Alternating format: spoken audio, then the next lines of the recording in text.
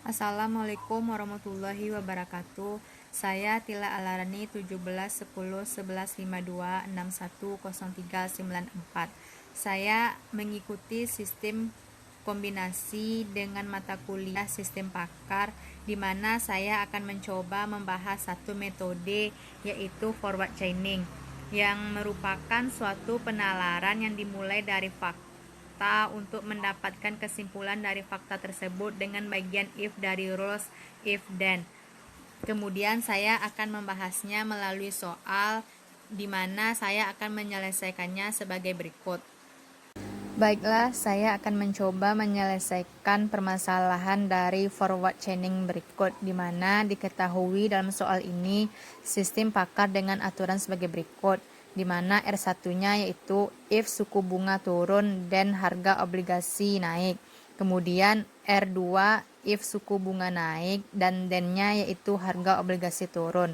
Kemudian R3-nya if suku bunga tidak berubah dan then-nya harga obligasi tidak berubah. R4-nya yaitu if dolar naik dan suku bunga turun. R5 yaitu if dolar turun dan suku bunga naik. Dan yang terakhir yaitu R6 if harga obligasi turun dan then-nya beli obligasi.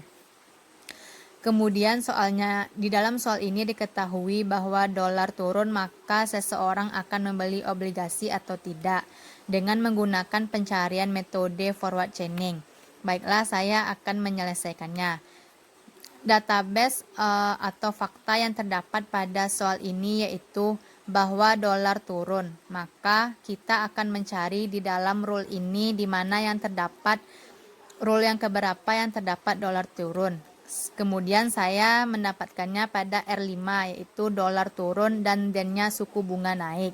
Dikarenakan if dolar turun ini kemudian konsekuennya yaitu suku bunga naik ini termasuk ke dalam dari dolar turun ini, maka kita anggap suku bunga naik ini benar dan dijadikan fakta baru. Kemudian kita tulis di fakta baru ini suku bunga naik. Kemudian kita akan mencari di rule yang keberapa suku bunga naik dan kita jadikan sebagai database baru. Kemudian saya mendapatkannya pada R2 yaitu suku bunga naik dan then-nya harga obligasi turun. Dikarenakan suku bunga naik ini termasuk ke dalam fakta, maka konsekuennya yang harga obligasi turun ini kita jadikan sebagai fakta atau database-nya.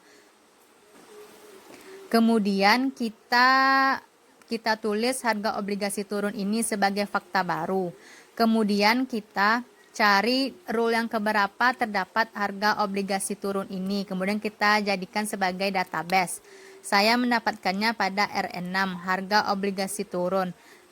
Dikarenakan harga obligasi turun ini termasuk ke dalam fakta, maka beli obligasi ini juga sebagai fakta baru, dikarenakan harga obligasi turun ini adalah benar dan konsekuennya beli obligasi ini termasuk ke dalam rule ini.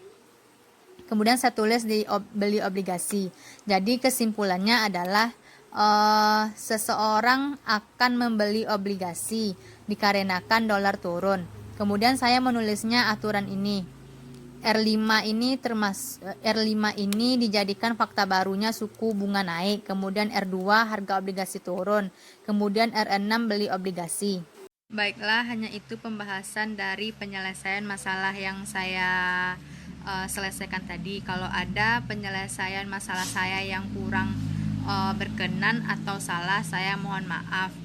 Saya akhiri dengan Assalamualaikum warahmatullahi wabarakatuh.